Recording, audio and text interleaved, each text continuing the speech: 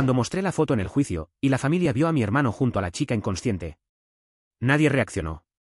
Mi papá dijo que fue solo un malentendido. Y mi hermano me llamó traidor.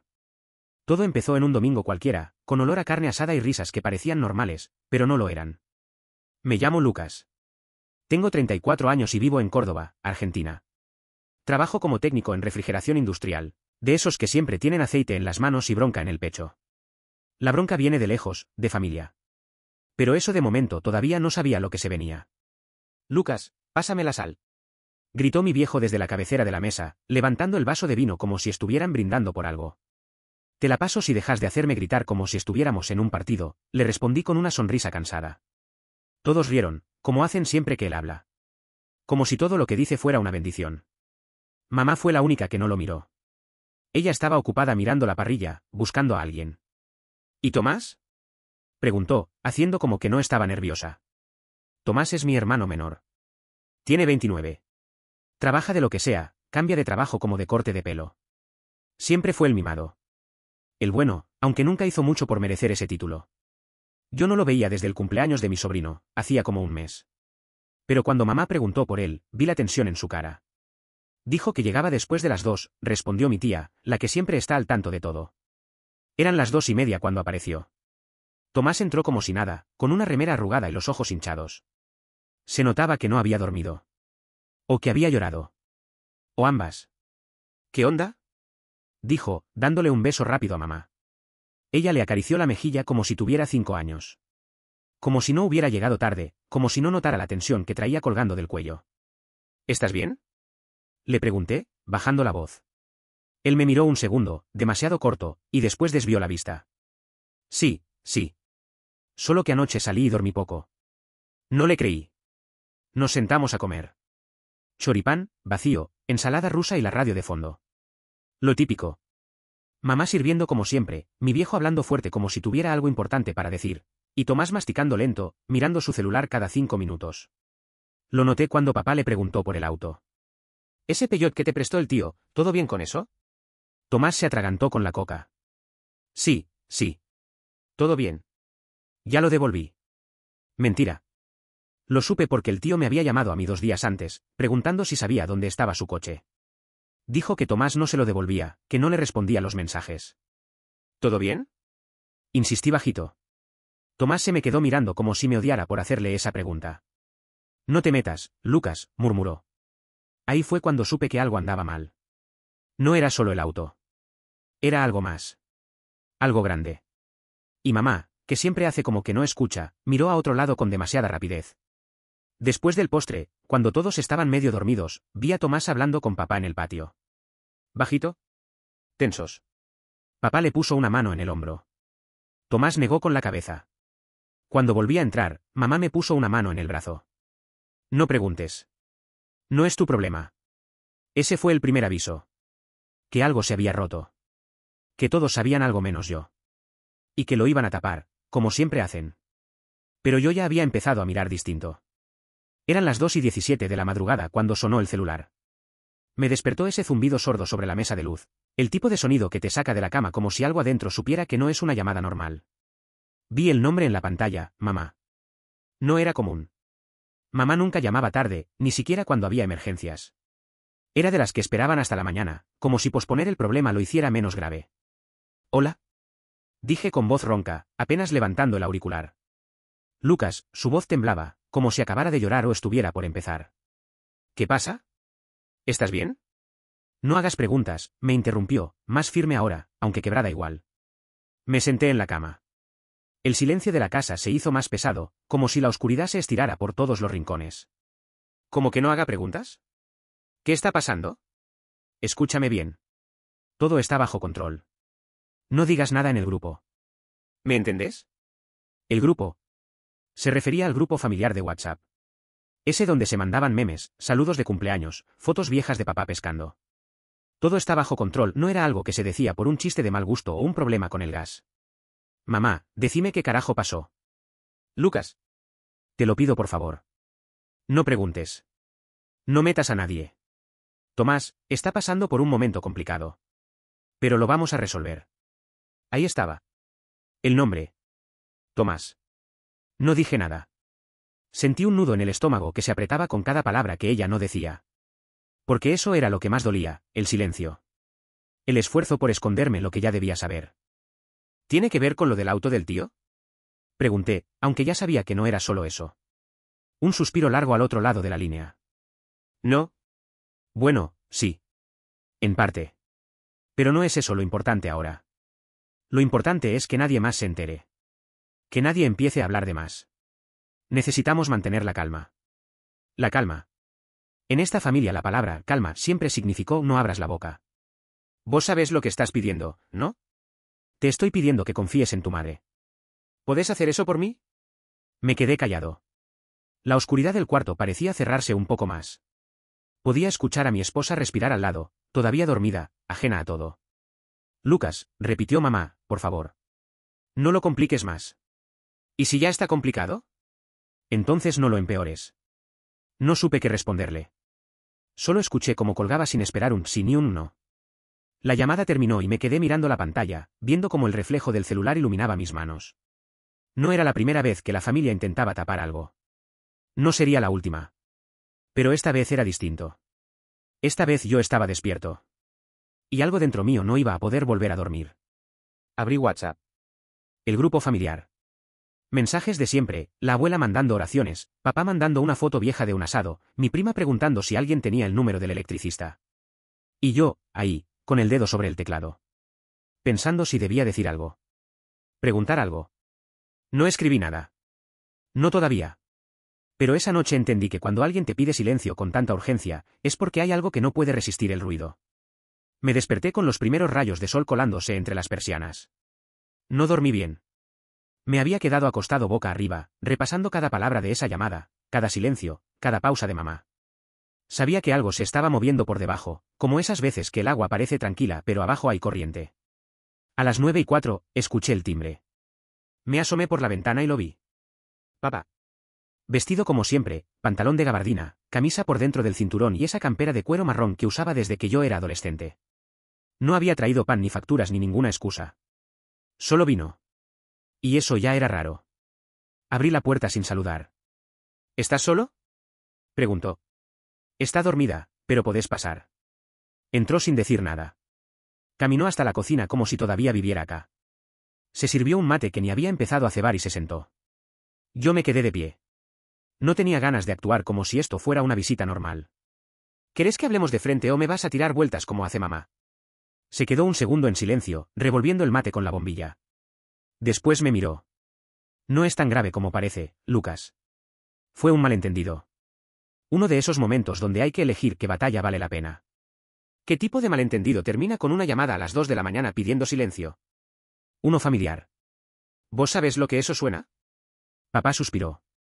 Apoyó los codos en la mesa y bajó la voz, como si alguien más pudiera escucharlo. Mira, no te puedo decir todo. Pero hay cosas que se manejan en casa. Entre nosotros. ¿Entendés? ¿Entre ustedes? ¿O entre los que no hacen preguntas? No me respondió. ¿Tomás hizo algo? Pregunté.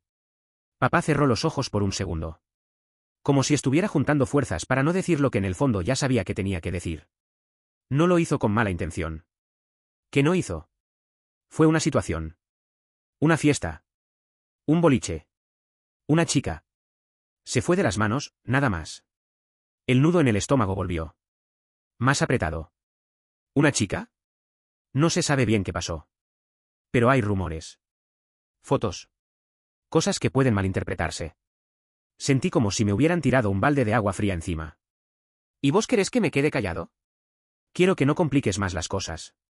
Sos su hermano. ¿Y eso qué? Tengo que mirar para otro lado porque llevamos la misma sangre. Papá me miró fijo, con esa mirada que usaba cuando quería cerrar una discusión. La familia se protege, Lucas. Siempre fue así. No. La familia no se protege cuando eso significa encubrir mierda. ¿Estás hablando como si él fuera un criminal? Y vos como si no importara la verdad. Silencio. Papá se levantó, lento, como si le pesara el cuerpo. Apoyó la mano en mi hombro, como hacía 1000 veces cuando yo era chico. Pero esta vez no sentí cariño. Sentí presión. Vos hace lo que quieras, hijo. Pero acordate de esto, cuando uno rompe con la familia, no hay vuelta atrás. Asentí, mudo. Y lo vi salir por la puerta como si nada. Pero por dentro, ya nada estaba igual. Porque si esa era la versión liviana de la historia, no quería ni imaginar la real. Fue 2 noches después. Estaba solo en el living, con la tele prendida pero sin mirar. La voz del noticiero llenaba el silencio, pero mi cabeza seguía atrapada en la charla con papá. Una situación. Una fiesta. Una chica. Fotos. Eso había dicho. Y como si alguien allá arriba quisiera que dejara de hacerme el tonto, mi teléfono vibró. Número desconocido. Mensaje de WhatsApp. Sin texto. Solo una imagen. La abrí sin pensar. Tardé un segundo en entender lo que estaba viendo. Era una foto, tomada en una casa, con luces bajas y música de fondo. Se notaba por el reflejo del flash sobre los vasos, por las caras medio borrosas de la gente bailando. Al frente, en un sillón, había una chica. O una mujer joven. Estaba recostada de lado, con los ojos cerrados, la ropa corrida, como si se hubiera dormido, o peor. En el fondo de la foto, apenas visible, alguien miraba a la cámara. Tomás. Con una expresión extraña, casi confundida. Tenía un vaso en la mano y el cuello de la remera estirado. Como si alguien lo hubiera agarrado. Mi cuerpo se congeló. Volví a mirar la imagen, esta vez con más detalle. Había algo más. Un reloj en la pared. Marcaba las 3:10 de la mañana. En un rincón, un espejo reflejaba otra parte de la sala, un grupo de chicos bailando, una chica vomitando en una bolsita. Tomás estaba ahí. En ese momento. Cuando esa chica estaba inconsciente.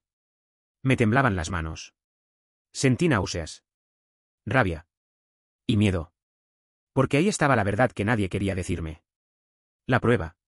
Salí al patio con el celular todavía en la mano. Necesitaba aire. O distancia. O algo. Volví a mirar el número. No había nombre, ni foto de perfil. Solo un número de Córdoba. Escribí, ¿quién sos? No hubo respuesta. Esperé 10 minutos. Nada. Volví a mirar la imagen. La guardé. La protegí con contraseña. Y me senté en una silla de plástico, bajo la luz tenue del farol, como si ese rincón del patio pudiera contener lo que estaba sintiendo. Me acordé de la frase de papá, no lo hizo con mala intención. Y me dieron ganas de gritar. No podés decir que algo así fue un malentendido. No cuando hay una persona inconsciente. No cuando hay una foto. No cuando tu hijo está en el fondo con cara de que ya no sabe cómo tapar lo que pasó. Volví a abrir WhatsApp. El grupo familiar seguía con los mismos mensajes de siempre, mi prima mostrando fotos de su perro, mi tía compartiendo cadenas de oración.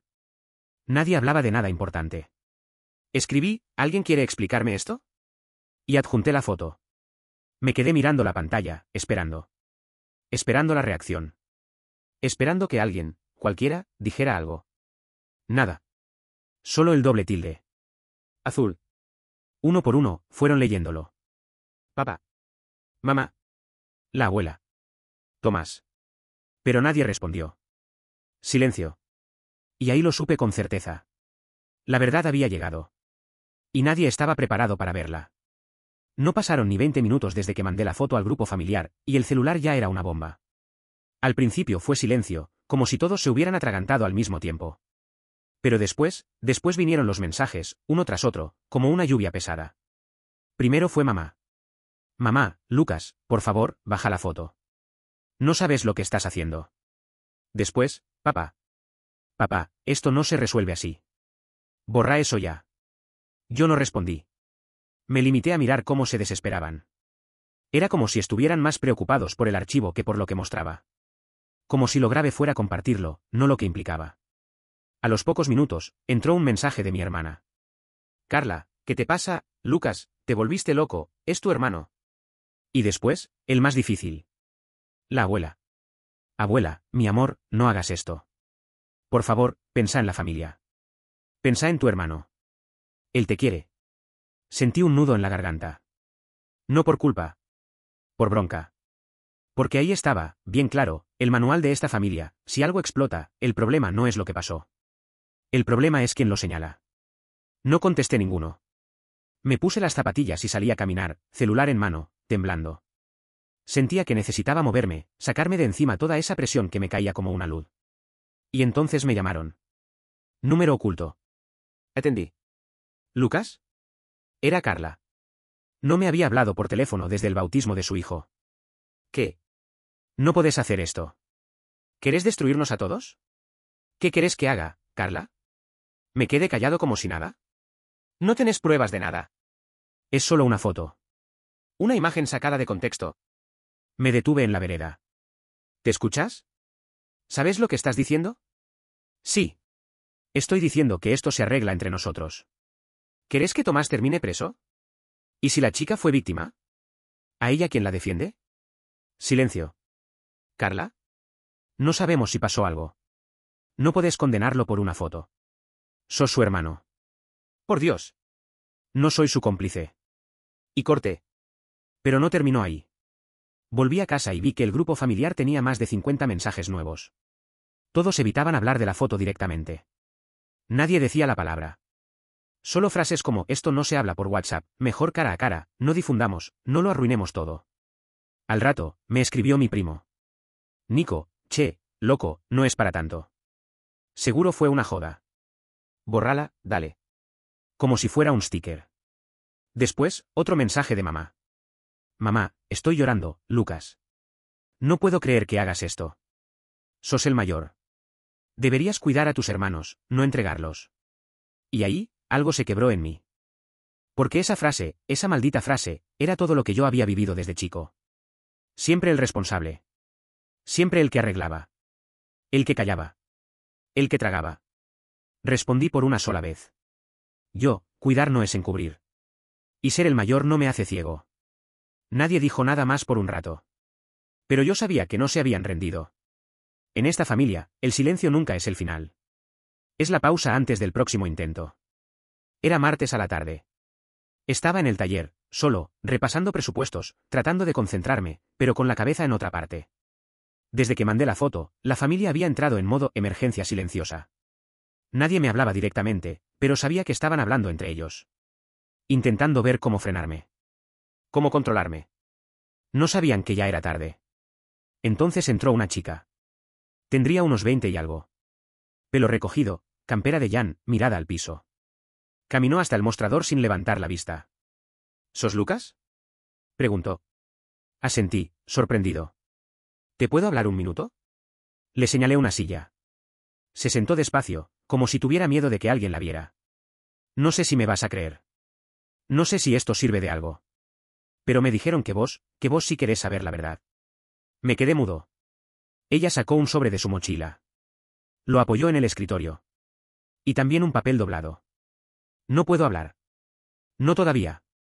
Pero esto es tuyo ahora. Sos. No terminé la frase. Ya sabía. La chica de la foto. La miré bien por primera vez. Ojeras.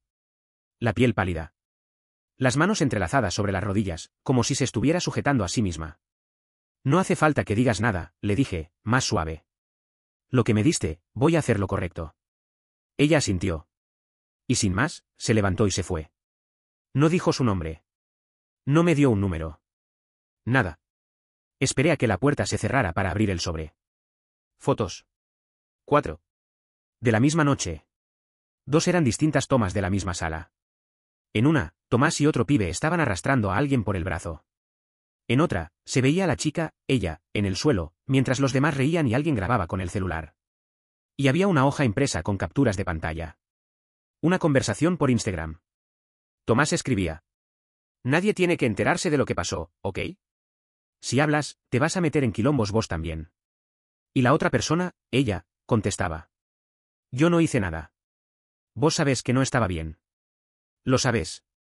El corazón me retumbaba en las sienes. El papel que acompañaba todo eso era una nota manuscrita. No puedo más con esto. Todos se hacen los ciegos. Pero vos no. Vos miraste. Vos preguntaste. Por eso te lo dejo a vos. Porque vos sí vas a hacer lo correcto. Lo leí 3 veces. Me quedé allí sentado, con las fotos sobre el escritorio, las palabras repitiéndose en la cabeza como un eco. No era solo una sospecha. No era solo una imagen borrosa. Era prueba. Y era responsabilidad. Apoyé los codos sobre la mesa y me tapé la cara con las manos. Quise llorar, gritar, romper algo. Pero no hice nada de eso. Solo me quedé quieto. Porque entendí que ya no había marcha atrás. Porque entendí que si no hablaba yo, nadie lo iba a hacer. Y porque, por primera vez en mucho tiempo, alguien había confiado en mí no para callar, sino para hablar. 2 días después de recibir el sobre, me senté frente a un escritorio que no era mío, en un estudio jurídico en el centro. El abogado se llamaba Romero. Tendría unos 50 años, cara seria, voz calma, y una manera de hablar que no daba vueltas. De esos que sabes que no te van a decir lo que querés oír, sino lo que tenés que escuchar. Yo había llegado con todos los papeles, fotos y capturas en una carpeta negra. La tenía en las manos cuando entré, como si todavía me costara soltarla. Pero lo hice.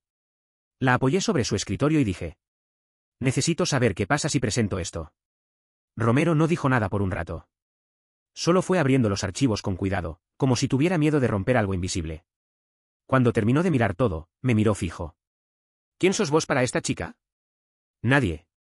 Me encontró. Me dejó esto. Se pidió que hiciera lo correcto. ¿Y este chico?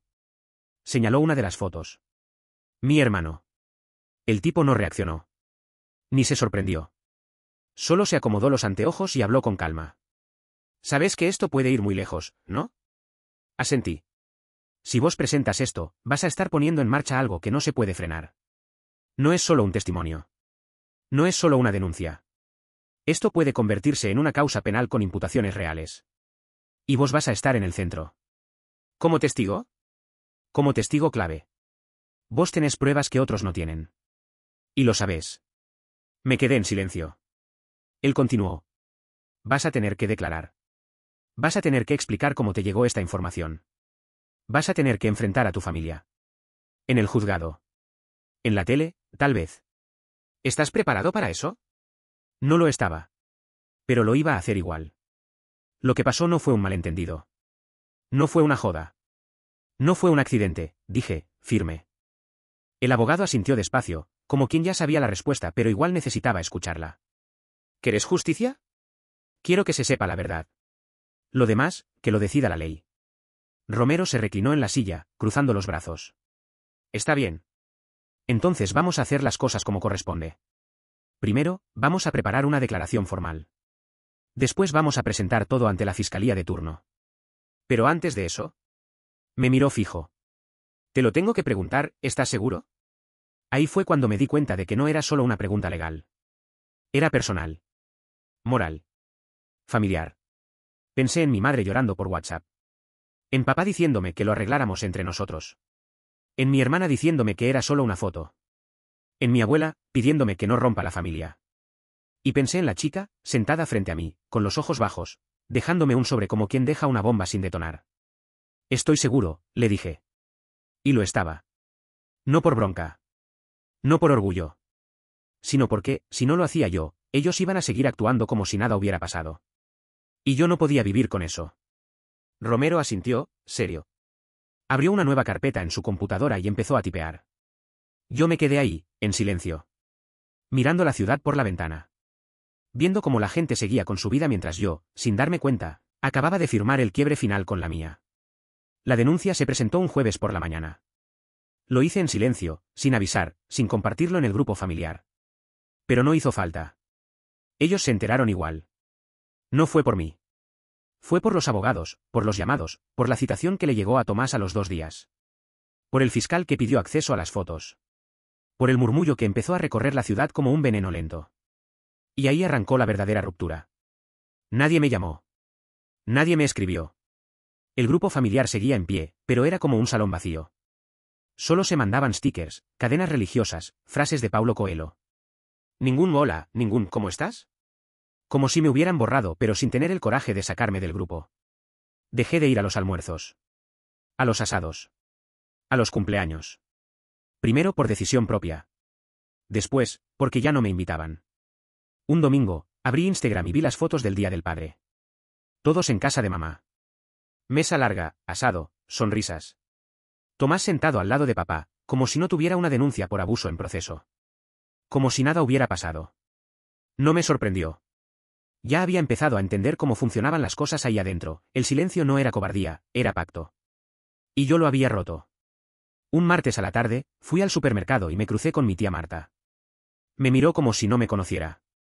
Solo murmuró un hola sin detenerse, y siguió caminando como si el pasillo se le viniera encima. Esa noche, mi hermana me mandó un mensaje directo, sin vueltas. Carla, te convertiste en la vergüenza de esta familia. Espero que te sientas orgulloso. Lo leí sin responder. No porque no tuviera que decir, sino porque ya no tenía sentido. ¿Orgulloso? No. Orgulloso no. Solo cansado. Una semana después, fue el golpe final. Mamá. Me llamó por primera vez desde la denuncia. Atendí con el corazón en la garganta, como si todavía creyera que podía venir algo bueno. Lucas. Decime. No puedo más con esto. No puedo con la tensión. Con los abogados. Con los vecinos hablando. Con la gente preguntando. No es mi culpa, dije. Vos fuiste el que empezó todo esto. Yo fui el que dejó de mirar para otro lado. Silencio. Y después, lo dijo. Frío. Sin lágrimas. Sin duda. Traicionaste a tu hermano. Traicionaste tu sangre. Me quedé helado. ¿Mi sangre? Sí. Podés hacer lo que quieras, Lucas. Pero para mí, eso no se perdona. No respondí. Solo colgué. Y ahí supe que la ruptura ya no era emocional. Era total. Irreversible. Me senté en el borde de la cama, en la oscuridad del cuarto. Me dolía el pecho como si alguien hubiera puesto un bloque de cemento encima. La traición no fue denunciar a Tomás.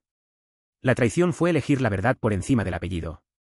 Fue querer justicia para una chica que no conocía, en vez de proteger a un hermano que había cruzado una línea. Y por eso, para ellos, yo ya no era parte. El día de la audiencia preliminar llegó sin drama, sin mensajes, sin advertencias. Como si fuera un día más. Pero yo sabía que no lo era. Me levanté temprano, me vestí con ropa sencilla pero prolija, llano oscuro, camisa celeste, zapatillas limpias, y salí sin decirle nada a nadie. La fiscalía quedaba en el centro, en un edificio gris, con pasillos largos y olor a humedad vieja. Me pidieron el DNI en la entrada, me hicieron esperar en un banco de madera incómodo, y después me llamaron por mi nombre. Lucas Acosta, dijo la secretaria, sin mirarme a los ojos. Caminé por un pasillo angosto hasta una oficina chica. Adentro, el fiscal ya me esperaba, junto a un asistente judicial que escribía todo en la computadora. El abogado Romero estaba conmigo. Me hizo un gesto de tranquilidad, pero yo ya estaba firme. Ya no había vuelta atrás. Gracias por venir, señora Acosta, dijo el fiscal, con voz neutral. Su testimonio es fundamental para entender los hechos. Asentí. Y entonces hablé. Conté todo. Como había empezado en una reunión familiar, como noté a Tomás nervioso, como mi madre me llamó de madrugada pidiendo silencio. Como mi padre intentó justificarlo todo con palabras como malentendido y lealtad. Hablé de la foto. De la segunda foto. De la chica que me dejó el sobre con pruebas. Mostré cada imagen. Cada captura. Les entregué todo. ¿Usted tiene alguna relación personal con la denunciante? Preguntó el fiscal. No. No la conocía antes de esto. ¿Y por qué decidió involucrarse? Pensé un momento antes de responder. Porque nadie más lo iba a hacer. Silencio. El fiscal asintió. Gracias, señora Acosta. Su declaración queda registrada. Va a ser citado nuevamente si el proceso lo requiere. Me levanté despacio. Me temblaban las piernas, pero no lo mostré. Cuando salimos al pasillo, Romero me puso una mano en el hombro. ¿Lo hiciste bien? ¿Y ahora qué? Ahora el sistema se pone en marcha. Vamos a ver si funciona. Caminé hasta la salida con una sensación extraña. No alivio. No orgullo. Solo una especie de calma tensa. Como si algo muy pesado hubiera cambiado de lugar, pero todavía no se hubiera ido del todo. Afuera, en la vereda, lo vi. Tomás. Estaba apoyado contra una pared, vestido con una campera con capucha y los brazos cruzados. No tenía abogado con él. Solo estaba ahí. ¿Solo? Nos miramos. Yo no dije nada. Él tampoco. Pero se acercó un paso. Me miró con los ojos fríos, duros. La boca apretada. ¿De verdad hiciste esto? Lo hice, dije. Sos una rata. No me defendí. No le grité. No necesitaba hacerlo. No vine a vengarme, Tomás. Vine a decir la verdad. Él negó con la cabeza, una sonrisa amarga en la cara. Te van a dejar solo, Lucas. Vas a ver. Vas a estar solo. Me acerqué un paso. Tal vez. Pero al menos voy a poder dormir. Él se quedó ahí, sin moverse. Yo me fui. Caminé lento por la vereda, respirando hondo. No me sentía fuerte. No me sentía valiente. Me sentía, entero. Por primera vez en años, no estaba escondiendo nada. No estaba cubriendo a nadie. Había entregado las pruebas. Había dado la cara. Y aunque sabía que el juicio recién empezaba, en la justicia y en la familia, yo ya había dado mi veredicto. No a mi hermano. A mí mismo. El día del juicio oral fue más corto de lo que imaginaba. No hubo cámaras ni multitudes, pero el peso de cada palabra en esa sala era más denso que el aire. Yo ya había declarado. No tenía que hablar más. Solo mirar. Y eso fue suficiente. Me senté en la segunda fila, al costado, cerca de la salida. Tenía los documentos conmigo, aunque ya no necesitaban ser mostrados. Las pruebas estaban aceptadas. La fiscalía tenía todo. Las imágenes. Las conversaciones. El contexto. Tomás entró esposado. No me sorprendió. Sabía que lo habían detenido preventivamente por riesgo de fuga. Lo que sí me sorprendió fue cómo me miró, como si yo fuera un extraño. Como si nunca hubiéramos compartido una habitación, una infancia, una cena de domingo. Ni odio, ni rencor. Solo desprecio. Como si yo hubiera roto algo irrecuperable. Mamá estaba en la otra punta de la sala. Pelo prolijo, blusa beige, los ojos ocultos detrás de unos lentes oscuros aunque estábamos bajo techo. No me miró ni una vez. Papá tampoco. Estaba al lado de ella, con la cara rígida, el cuerpo inclinado hacia adelante, como si su mera presencia ya fuera una declaración de inocencia para su hijo. El juez habló. La fiscalía presentó su alegato. La defensa intentó desacreditar las pruebas, pero la imagen de la chica en el sillón, con los ojos cerrados y Tomás en segundo plano, flotaba como una sombra en esa sala. En un momento, el fiscal dijo. Y gracias al testimonio del hermano del imputado, hoy podemos hablar de hechos y no de rumores. Ahí mamá me miró. Y fue como si me clavara una aguja helada en el pecho. No había ira. Ni lágrimas. Solo ese gesto de reconocimiento vacío. Como si no supiera quién era yo. Y quizás ya no lo sabía. Cuando terminó la audiencia, no hubo abrazos ni reencuentros. La jueza suspendió la sesión y programó la fecha de sentencia. Todos se levantaron. Mamá y papá salieron sin mirar atrás. Tomás fue escoltado por 2 oficiales, las esposas sonando con un clic metálico que me quedó resonando en los oídos. Y entonces lo dijo. Giró la cabeza apenas, justo antes de cruzar la puerta del pasillo trasero, y me escupió la palabra como un puñal. ¿Rad? No le respondí. Solo lo miré. No con culpa. No con tristeza. Con algo más frío. Más seco. Como quien ya perdió todo lo que podía perder. Cuando salí del edificio, el sol de la tarde me pegó en la cara como si el mundo allá afuera no tuviera idea de lo que acababa de pasar. La gente seguía con sus cosas. Autos, colectivos, estudiantes, perros. Todo igual. Menos yo. Revisé el celular por reflejo. Nada. Ni una llamada. Ni un mensaje. La familia había cerrado filas. La sangre había elegido. Y yo no estaba invitado. No me quebré. No esa vez. Solo caminé. Una cuadra.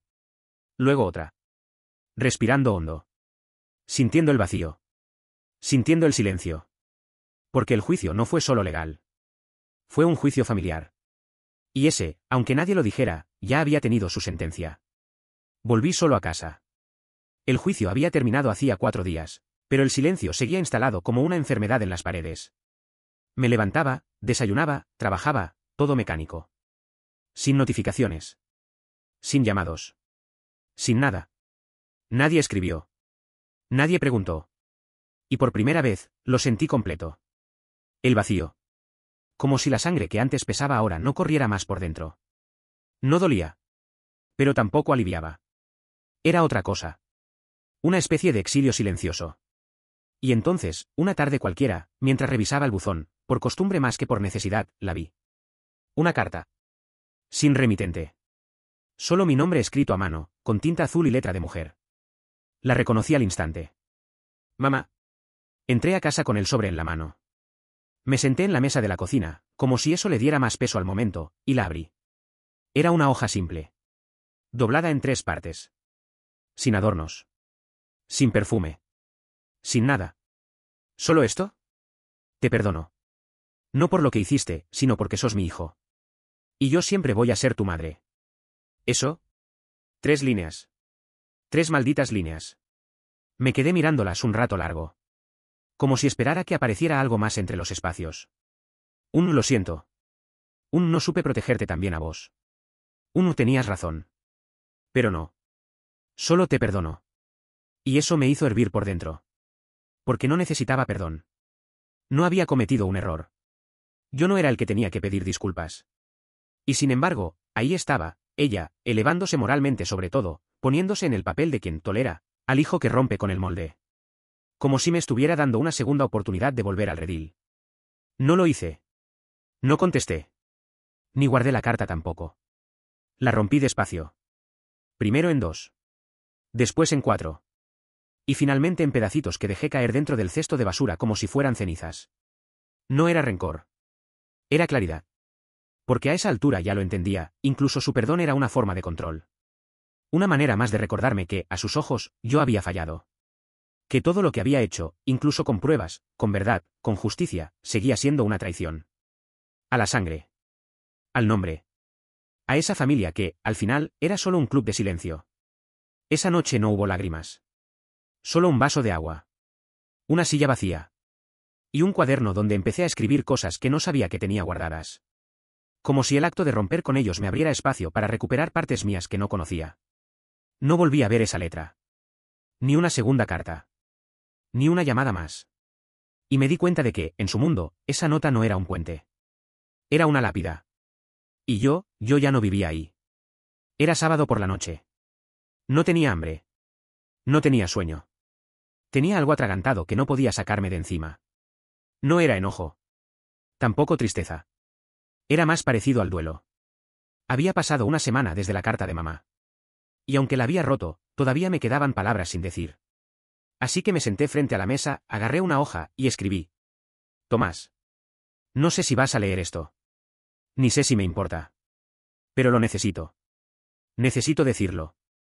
Desde chicos, me bancaste en pocas. Siempre fuiste el que se metía en quilombos, y yo el que los limpiaba. Cuando rompiste la ventana del vecino, yo mentí. Cuando te rajaron del colegio por fumar en el baño, yo dije que era mío.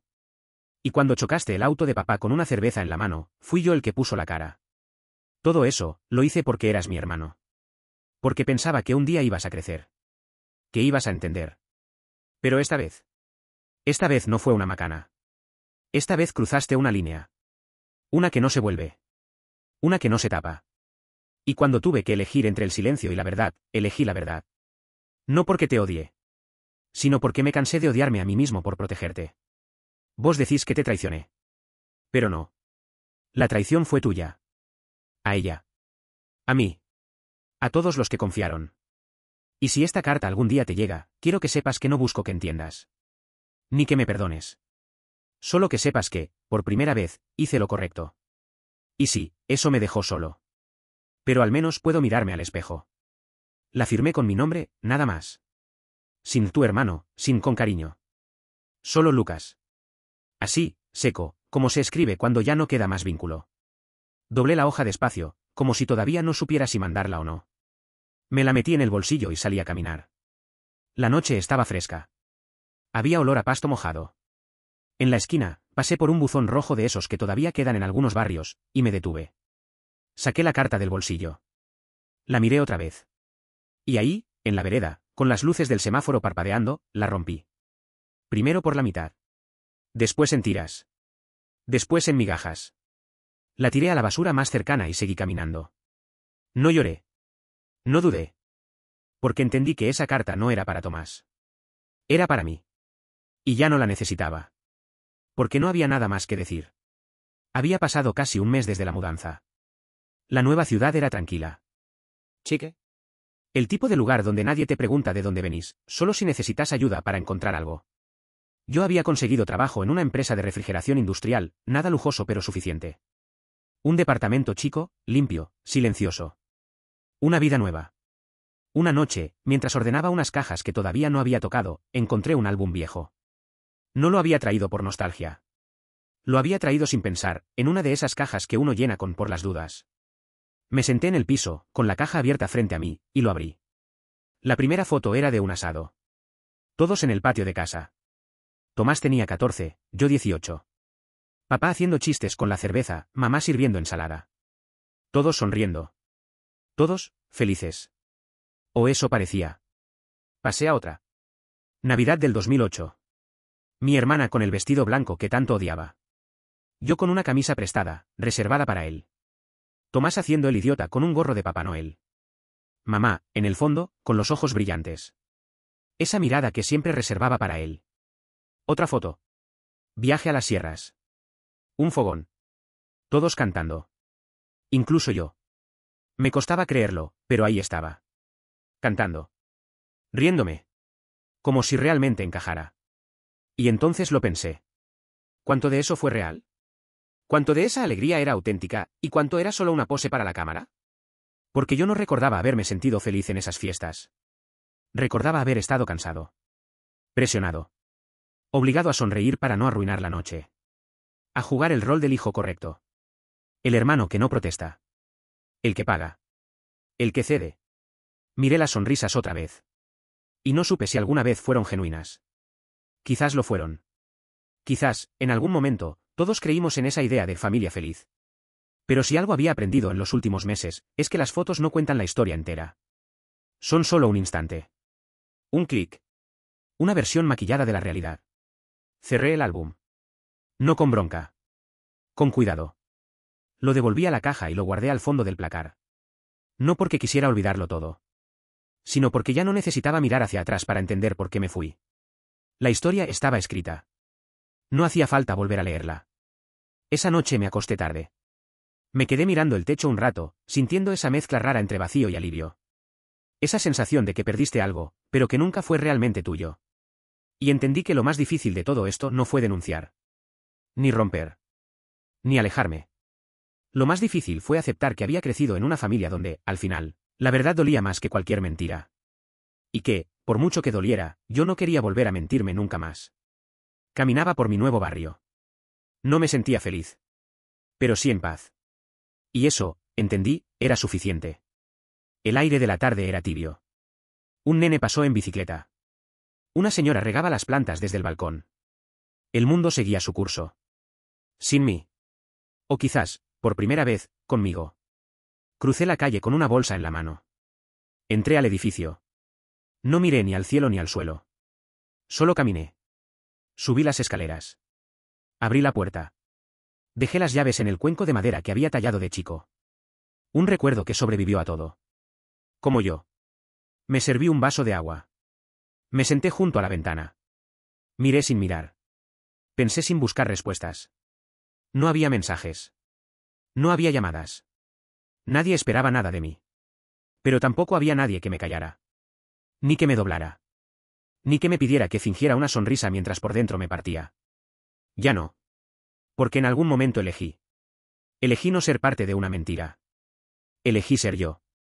Y eso, aunque me costó sangre, apellido y una historia entera. Me dio algo que nunca había tenido. Paz. Pasaron 2 meses desde el juicio. Me enteré de la sentencia por mi abogado, no por mi familia. Tomás recibió 3 años condicionales y una orden de restricción. No fue cárcel. Pero tampoco silencio. No pidió perdón. Ni a mí. Ni a ella. Ni a sí mismo. Y tal vez nunca lo haga. Pero ya no lo espero. Porque lo mío no fue venganza. Fue verdad. Y con esa verdad es que camino ahora. No soy feliz. Pero soy libre,